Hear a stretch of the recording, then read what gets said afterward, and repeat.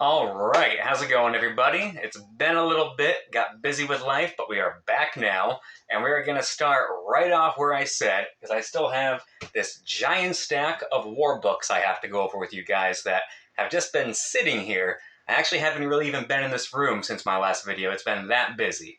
But without further ado, let's finally get into these war books. Alright, as I've said before, I like to just get into it and make it all about the books, so here we have Star-Spangled War, issue 135. This one I picked up because in addition to being a cool war book, it was an awesome dinosaur cover, and I like the colors of the orange, the green, and the blue right there. So really cool book right there.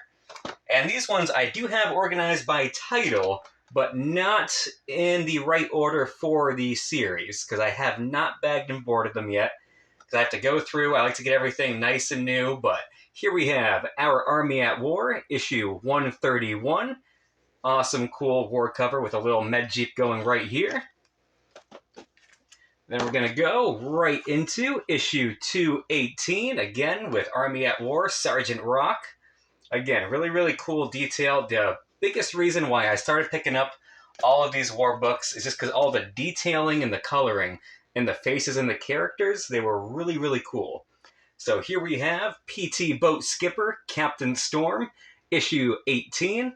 This was a series that I had never heard of, but the covers caught my eye, and I decided I was already down the warbook rabbit hole for this claim show, so might as well dip right in.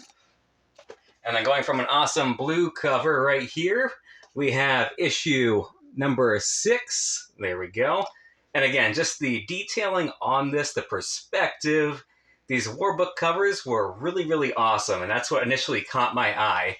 There were a few, just the expressions on the faces, the detailing on the clothes and the bodies. Really, really awesome, cool books.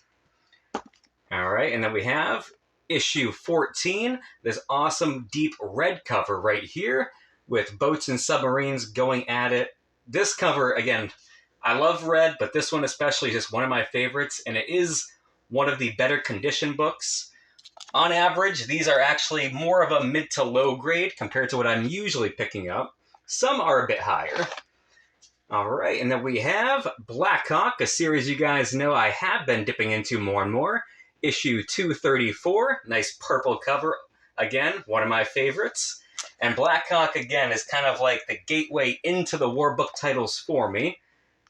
And here we have issue 206. This man being made to dig his own grave right here by his teammate. Really cool, kind of melancholy cover. I love that sunset, sunrise background. And keeping with the Black Hawk, we have issue 199. There we go.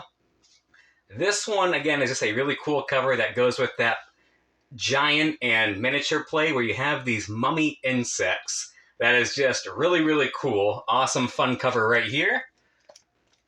All right, and then sticking with the older issues, we have Black Hawk 189. You have Super Cavemen, which are on some kind of air-propelled skis with guns. They are jet-powered skis firing heat ray weapons that can melt stone, and you have cavemen. This series is just wacky, fun, awesome Silver Age goodness. All right, back to another one of my favorite purple covers. We have issue 177, the Black Hawks versus the Alien Earthlings right here. Another fun cover. Then sticking with a nice green background. This thing pops, especially with that pink-purple at the top you have right there. Issue 168. Again, the Black Hawk was the first kind of offshoot of DC that I got into that was any kind of war book related, just because of how awesome and fun the covers were, and that kind of delved me to pick up more and more of these war books of different titles. Now, this issue, this is Black Hawk number 91, this 10-cent golden issue. This is one that, now that I know it exists, I would like to pick up a much better copy. There is a good amount of wear. There's actually rips and a hole in the cover. You probably can't see it because it blends in. But there's a hole that goes through faintly to the first 2-3 pages. But this is that giant robot, mechanized, almost steampunk equipment monster, the Steel Colossus, that I love. Anything that kind of mixes that steam-powered robot imagery, I really, really am a big fan of. So this is one of my favorite Blackhawk issues I have.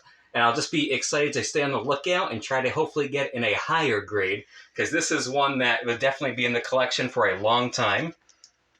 All right, and that was last of the Blackhawk. So now we're going to be dipping into GI Combat with issue 124. Again, this one is the opposite on why it's so effective, where it has that grayscale background cover that really accentuates the brightness of the explosions and the violence that make it stand out and make it that much more vibrant on the cover. Really cool, awesome cover there. And then we have issue 95. This one, again, a little bit more wear, especially compared to the others, but awesome perspective. This guy down in the manhole shooting out of the sewer up at the tank right here. So same thing with that kind of claustrophobic perspective play. Awesome war cover we have here. And then this one, issue 141, this awesome Joe Kubert 15-cent cover. This one, again, has that detail, and you can see the pained expression on that guy's face as he's holding someone right there. These are the kind of covers that initially got me into dipping into more and more of the war books. They're just really detailed, really colorful, very, very awesome books. All right, then we have issue 131. And again, this one, it's kind of everything you have going on. You have this giant tank shooting at an enemy tank. Someone's asking if you hear a baby small child, and his partner pretty much tells him to keep running. And you see this child right there, right in main focus of the cover, kind of hiding behind this debris. And this is one of those books that kind of just makes you want to pick it up and see what happens. And again, it really, really goes into all of the tragedy that takes place when any war is going on. So again, these covers are going to be awesome additions to the collection. All right, then we have GI Combat 110. Back to my favorite bright, vibrant red covers. You have this plane being shot out of the sky, going in a fireball fury on the way down, headed right at these guys right here, shooting off of this tank. Really cool warbook cover. Then we have the last GI Combat I was able to pick up, the nice 10-cent issue. This is number 72, and this one is just that close-up, detailed expression of two guys duking it out. Awesome GI Combat cover. Next, we're going to be dipping into our Fighting Forces, and this is issue 68. This one, again, isn't one of my favorites I was able to pick up. I was just already on a tear, and it was in decent enough condition, so I snagged it along with the rest. This one, however, this is 111, and I love the bright yellow background on here.